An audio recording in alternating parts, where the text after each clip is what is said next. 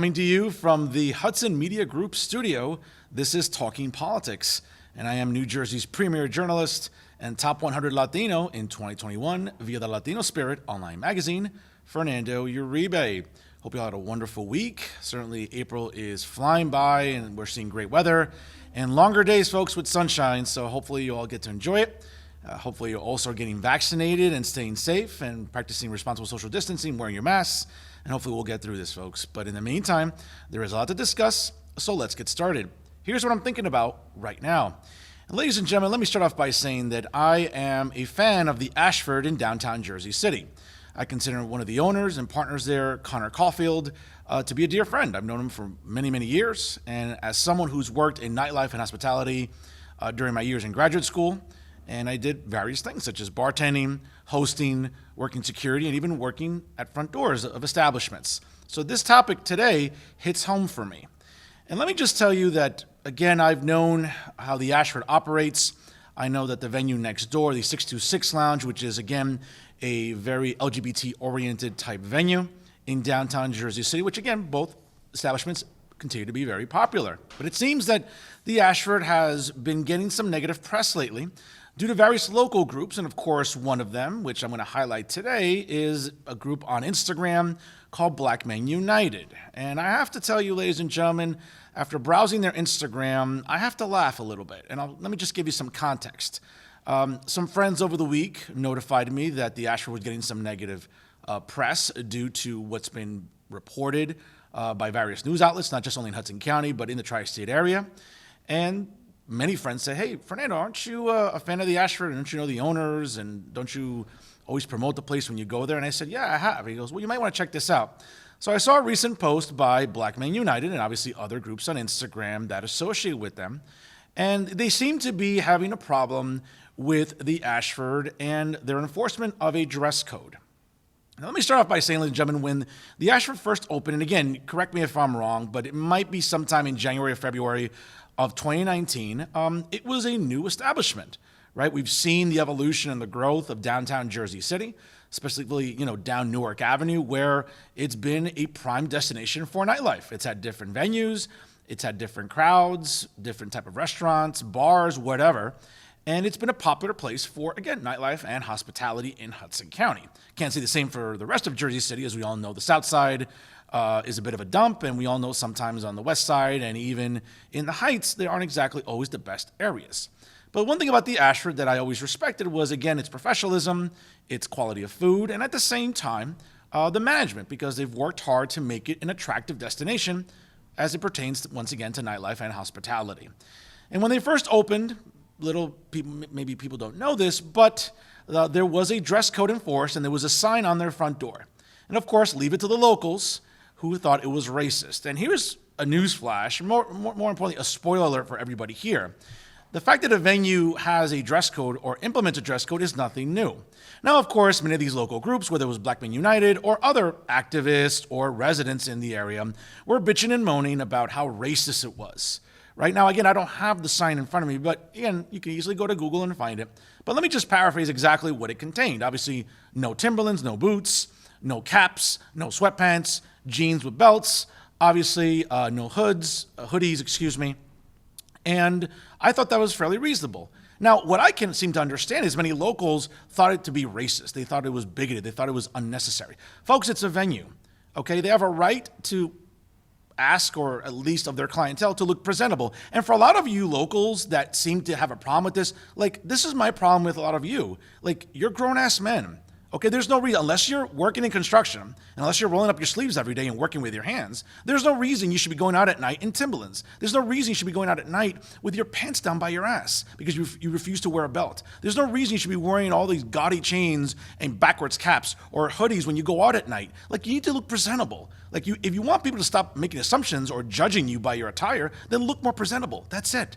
And the problem is that nobody wants to say this because, you might be viewed as a racist, you might be viewed as bigoted. Well, I'm very courageous, folks, and I have no problem in telling you the truth on this program. But this is the issue, that many of these locals took offense to the Ashford as it pertained to this implementation of the dress code when they first opened. Now, again, if you want to wear any of the aforementioned, guess what? Go to the factory on the South Side. I've been there. I've been there for fundraisers. I've been there for events during the daytime. Would you catch me there at night? Hell no. If you know where the factory is, believe me, folks, you don't want to be there anytime after sundown. Okay? Now, if there are other areas or bars or venues on, I don't know, maybe down in Bergen Avenue, down, I don't know, MLK Drive, if you want to go to those places, God bless you. I wouldn't be caught dead there. But the bottom line is that whether it's the Ashford or any venue, they have a right to implement a dress code as they see fit. And now they're being vilified by these groups like Black Men United. And listen, let me just start by saying, from browsing their Instagram page, right, after I was blocked on one of my other media program pages because I dared to opine and dared to challenge their narrative, I was able to look at it from my own page. And yes, they do some great things in the community. They do clothing drives, they do food drives, and they try to be of service to people of color in Jersey City. That's fine. That's all well and good. But guess what, folks? The Ashford does the same thing. They've held fundraisers, right? They've also been advocates for the LGBT community. They've held events to benefit the Rotary Club or the Hudson County Chamber of Commerce or other worthwhile organizations. But nobody thinks about that. Nobody remembers that. All they think about is early on in 2019, they were vilified for having a dress code and for daring to implement it. Again, folks, if that's what you want to wear, then go to Ringside on Tunnelly Avenue. Take your chances. Once again, go to the factory. Go to other places of Jersey City that are not as desirable as downtown. Okay, but if you want to wear those things, then that's on you. But understand something, folks. You want to stop, if you want to stop people from judging you and making assumptions, then look presentable. You know what? If you browse my Instagram, when I go out on weekends, because I like to party still, I go out to venues like Waterside in North Bergen, one of the few spots that are open right now during COVID-19. And you'll always see me in a suit. And again, it's not just about the suit. I mean, I look good with whatever I wear. I can wear a t-shirt and cargo shorts, and I'll still look great. That's not the point. The point is that when I have to go out somewhere, I want to look presentable, because you never know who you run into. But the fact that, the Ashford dares to implement a dress code, I mean, that's insane. So let's fast forward now to 2021. It's being alleged that apparently someone took a video of some white patrons trying to enter the Ashford with sweatpants, with caps, or maybe a hoodie, when black patrons were turned away at the door some hours before. Now, folks, again, having worked in nightlife and hospitality, I know firsthand things can happen at the door that we don't know about. Now, unless groups like Black Men United and other locals want to camp out every Thursday, Friday, and Saturday night from 8 p.m. until closing, which I think is about 2 a.m. to 2:30 a.m., and film constantly, then go ahead and do so. But again, like anything else, folks, if you have a smartphone and you capture something, it can be taken out of context. We don't know what happened at the door. For all we know, maybe it's a regular. Maybe they know the owner. Maybe they know the bouncer. Maybe, they had friends in town.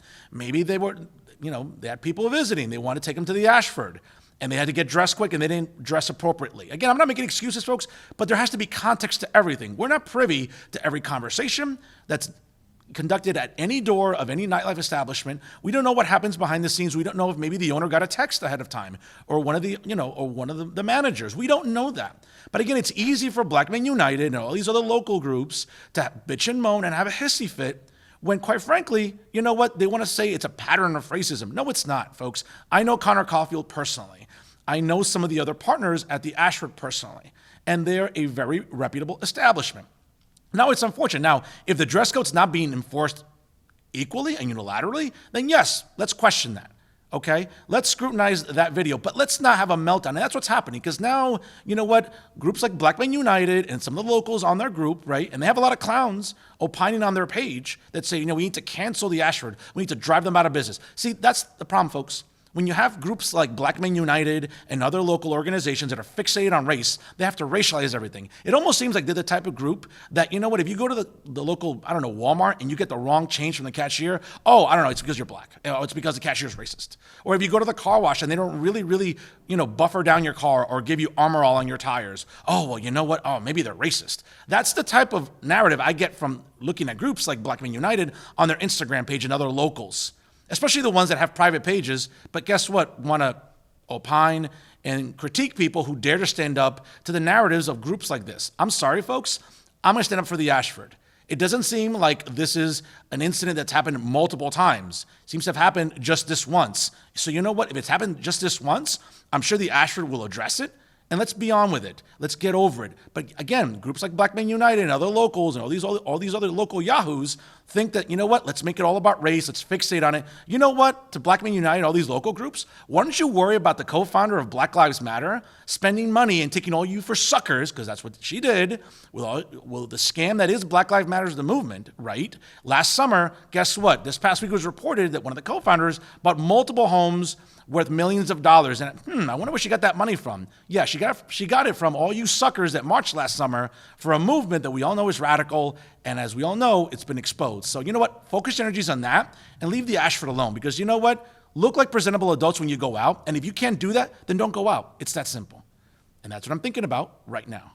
In the latest edition of the 4-time award-winning podcast, Talking the Hudson, which you can listen to live every Wednesday night at 9 p.m. by going to www.blogtalkradio.com/Talking the Hudson, was the Dean of Hudson County Journalism and TapInto.net columnist in Jersey City and Bayonne, Al Sullivan. We spoke for over an hour on a variety of different issues, and here are some highlights for your consideration. First off, we discussed the ongoing drama in the 31st Legislative District, as Assemblyman Nicholas Cervalotti is attempting to win off the line coming up on primary day, and certainly maybe the ramifications that may have on Bayonne Mayor Jimmy Davis. Let's check out what Mr. Sullivan had to say. But for our audience here locally, there's still drama in the 31st Legislative District. And let me just give our audience a little bit of a timeline here in case they've not been brought up to speed and maybe they've been out of the loop. So essentially at the beginning of the year, sometime late January, early February, Bayonne Mayor Jimmy Davis notified State Assemblyman and also Majority Whip in the State Assembly, Nicholas Cervalotti, that he would not be supporting him on the line this year to run for State Assembly. He notified him via text message. Obviously, that created a tremendous hoopla in the county. Everybody from Governor Phil Murphy, ladies and gentlemen, to State Chairman John Curry, to both U.S. Senators Robert Menendez and Cory Booker contacted Mayor Davis. Even Hudson County Democratic Chairwoman Amy DeGees contacted Bayonne Mayor Jimmy Davis. Seems like everybody but Santa Claus reached out to the mayor to try to convince him or even ask what prompted this really abrupt action. And the mayor has been very discreet. He has not really given an exact reason that he's wanted to make public.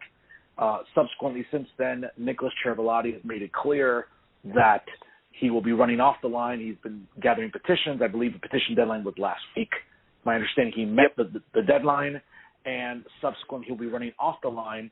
It's not unheard of. People have won off the line in Hudson County politics in the past, whether it's Freeholder Stick Romano, whether it's been obviously Jersey City Mayor Stephen Fulop, and maybe a handful of others. We had Felix Roque win back in 2011 when he ran for mayor. So it's a small sample size, but it's happened. And today, obviously, Mayor Jimmy Davis is under the microscope. He's still getting scrutinized for this decision. And Al, that's where I think we sit today with my timeline. Is that fair to say on my part? It's interesting because it's complicated now by a lawsuit down in Bayonne, which adds to the political drama. One of the prominent officials is suing Mayor Davis and some other people for, basically work environment harassment, and now there's some questions about some money issues. The suit claims that money was inappropriately used.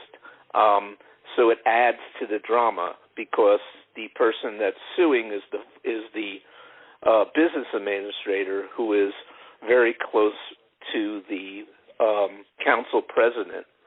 And the council president is apparently, one theory is that Cervalotti and the council president were colluding to attempt to unseat Davis next year.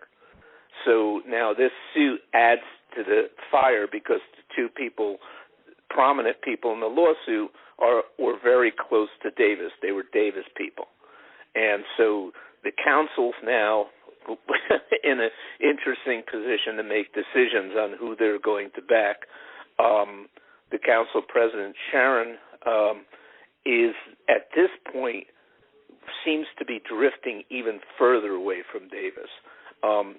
Even tonight, there were some questions that were raised about appointments, and she said, that's not our responsibility. You have to talk to the mayor. And there's been a lot of that going on. So the drama is gearing up for next year's election, too. And some believe that Chevrolet may just be testing the water this year because he has a real uphill battle winning his reelection. 2/3 of the district is in Jersey City. This is his opponent is on the line now is an African American. The state senator and the remaining assembly person are both African Americans, and they're likely to back him. He's on the ticket; they're on the ticket with him, and a majority of the district in Jersey City is prominent African American district. So part of Jersey City. So it's a uphill battle. We'll see where it goes, but if he wins, it will be as big a victory as Glenn Cunningham back in 2001 when he beat Doria. So we'll see. Secondly, we discussed what I would argue is perhaps going to be one of the most interesting races coming up in the city council in Jersey City in 2021. It deals with Ward E between the incumbent James Sullivan and Jersey City Chief Prosecutor Jake Hudson. It's going to be very fickle, folks, and chippy, and you know what? At times, it looks like it's going to be downright nasty, and certainly it's a topic Al Sullivan had no reservations discussing during the podcast. Let's hear what he had to say about it. But I would argue that, and I'll sort of use a sports term I think that gets a lot of traction is, I think a race that's going to get very chippy, very nasty, very fickle is going to be Ward E, downtown Jersey City, between James Sullivan and the Jersey City Chief Prosecutor Jake Hudson. He tried in 2017. He was unsuccessful. He decided to pull out. He decided to back, I believe, Rebecca Sines, who was running against James Sullivan, went to a runoff. Sullivan won. But now it's 4 years later. Now James Sullivan has a record. Now James Sullivan has to contend with the fact that Mayor Fulop is invested in this race, thus putting Hudson as a candidate in Ward E. I would argue Ward E is going to be perhaps the most interesting race in Jersey City on the council. Is that fair to say? Yes, and the thing is, the big question for Solomon is this: how much of the downtown population has changed in those 4 years? Because what's happened is a lot of the progressives that got him in office have moved out or moved to other wards. He's a hardcore progressive, and he's running on that line. All of his legislation is progressive. He's nominated progressives in other, against Ceres and other people, and that may work against him in the ward that is rapidly changing. There are new people moving in because of new development, and they may not be progressive, and many aren't. And the fact is, doesn't have the support of the business community, even though many of the business communities in that ward are residents, and they're small business, not the big business. So he's going to be curious as to what his base is, whereas Hudson is a really good candidate. He's smart. He has his own record now, which is really positive as a prosecutor and as part of the quality of life. And he's also an openly gay man. And those are positives. Even he could steal progressive votes just because he is so dynamic. He's a good speaker, and Solomon is going to have his handful with him. And I think that, and with Fulop's machine, remember, that's Fulop's ward too. That's where he was councilman for 8 years. So there are people loyal to him there. So the other problem for Solomon, and this is the last race that Solomon won, Fulop stayed out of. he did not endorse any candidate. And that is, this time it's different. And that right. may make a difference. As always, Al Sullivan is a wealth of information, and he's a great resource here in Hudson County. You can certainly check out his columns at tapinto.net. And of course, you can look out for him as he's a regular on Talking the Hudson since its inception in March of 2017. You can certainly listen to the episode in its entirety once again by going to www.blogtalkradio.com/Talking the Hudson. Now to some local stories for your consideration. And a shout out to Peter D'Oria from the Jersey Journal for his report on this story. And without a doubt, folks, election season in Hudson County is off to a very heated start. In Jersey City, for example, 3 new candidates, Daniel Freire, Kevin Bing, and Elvin Dominici, have stepped up to challenge Mayor Fulop's city council slate within the past few weeks. For example, Freire, a nonprofit development director in the Heights, will challenge Councilman Yusuf Saleh in the Ward D council race. Now, she's running on a platform of, quote, basic human rights, according to her website, which calls for, quote, housing for all, education, and the opportunity to learn and thrive, and safety through walkable, clean, and friendly streets. Bing, the former president of the Journal Square Community Association, has announced a run for the Ward C seat, which is currently held by Councilman Rich Borgiano. His campaign has highlighted his involvement in the community, including the city's Vision Zero program to eliminate traffic fatalities and Bike JC, a cycling advocacy group. Quote, Kevin has worked to get out COVID resources at a bench at a local bus stop and organize a group to shovel plowed-in crosswalks, according to his website. And Dominici, a senior associate at J.P. Morgan and Chase, and also a county Democratic committee member, will challenge at-large council members Joyce Waterman, Rolando Lavaro, and Daniel Rivera. In a press release this week, Dominici mentioned, quote, he is tired of the lies and the lack of opposition to the Fulop administration within the city council. Also in the press release, it mentioned, quote, our residents deserve accountability, and the only way for that to happen is to elect independent candidates for city council that will keep the administration's agenda in check. The 3 candidates will join a growing field of challengers along with previously announced candidates, which include Frank Educational Gilmore in Ward F, who's challenging Jermaine Robinson, Tom Zupa, once again in Ward C, challenging Richard Borgiano, and Joel Brooks in Ward B, challenging Mira Prince Array. Now, folks, one of the things that's interesting about these type of city council races, and again, I applaud everybody for wanting to jump into the race, running a campaign, raising money, going door to door, especially during these challenging times of COVID, is without question unprecedented. But listen, this is what democracy is all about, ladies and gentlemen. You want to encourage people to run. Now, whether they're very progressive or moderates or conservatives, again, that remains to be seen. But certainly, these are races you want to keep an eye out for in 2021, because when it comes to the city council in Jersey City, there's always something to talk about. Staying in Jersey City, it's being reported once again by John Hines via the Hudson County View that Robert Menendez Jr., the son of U.S. Senator Robert Menendez Sr., along with Michelle Richardson, will be able to give Hudson 2 seats on the Port Authority Board. Now, apparently, according to the Port Authority Board of New York and New Jersey and the Board of Commissioners, for the first time, they may have some representation here in Hudson County on the bi-state governing body in almost 3 decades. Now, as first reported via the New Jersey Globe, and then, of course, they accounted for the fact that their expected appointments were announced this week, which outlets such as the Hudson County View and Hudson County TV have also independently verified. Now, Robert Menendez Jr., who I happen to know is a good personal friend of mine, is an attorney at Lowenstein Sandler who lives in Jersey City. He's had a long rumored mayoral challenge in the works, perhaps, according to many people, to Stephen Fulop as late as, last year.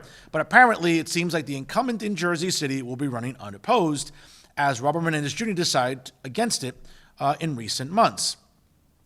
Now, back again in August of 2019, multiple news outlets in Hudson County reported that Menendez, the son, again, of U.S. Senator Bob Menendez Sr., was, quote, in the mix for a Port Authority commissioner seat.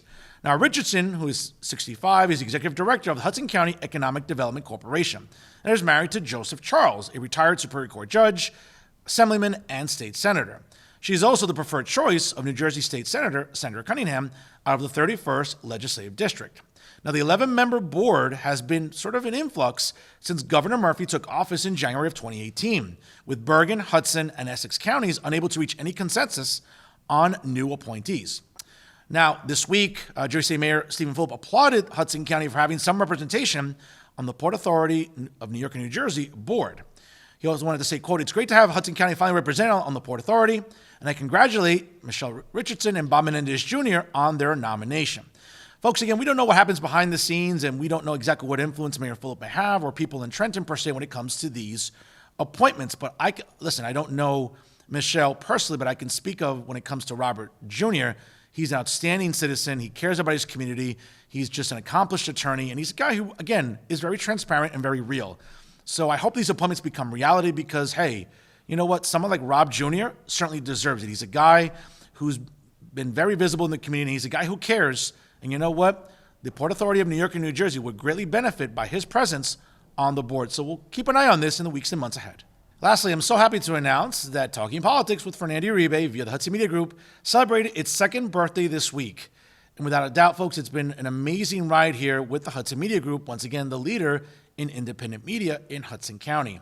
And I remember sitting down with Pat O'Melia, the owner and the executive producer here at the Hudson Media Group, when I talked about this idea of incorporating Hudson County's only political podcast into a weekly studio show.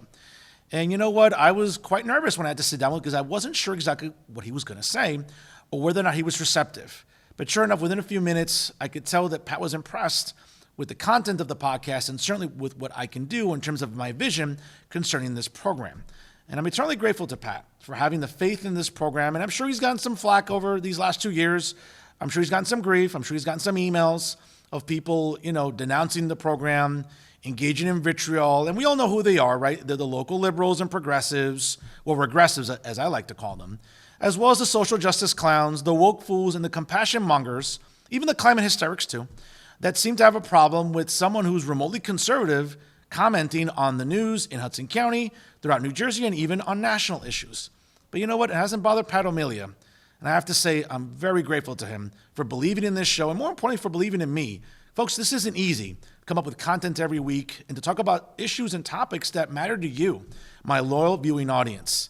And to many of you that watch the show consistently, that share it on your social media, that take the time to opine and comment, to even reach out to me off the air, it says a lot about what you think about my brand and what I continue to do each and every week here. So once again, I want to thank Pat O'Melia and all of the excellent staff at the Hudson Media Group for their hard work and dedication, because dealing with me isn't easy. There's a lot of outtakes, there's a lot of retakes, there's a lot of do-overs. And you know what? I appreciate their patience, their dedication, and once again, all of the effort they put into making this show as popular as it's become in Hudson County. For conservatives like myself, you know what? You have a voice and you have a champion here on this program. And again, to all the liberals and progressives and the social justice clowns and woke fools and compassion mongers that I continue to piss off, you know what? I'm happy to do it, and I'll continue doing it going into year 3. And that's our show for this week. To check out all the excellent programming brought to you by the Hudson Media Group, check out their websites, www.hmgtvshows.com and www.livestream.com/HMGTV. Don't forget to like the Hudson Media Group on Facebook and follow the Hudson Media Group also on Instagram and Twitter. And always remember, ladies and gentlemen, if it's unbiased, unfiltered, and unafraid, you know it's always talking politics right here with the Hudson Media Group. I'm New Jersey's premier journalist and top 100 Latino, the Latino Spirit Online Magazine, Fernando Uribe saying so long, and thank you so much for watching.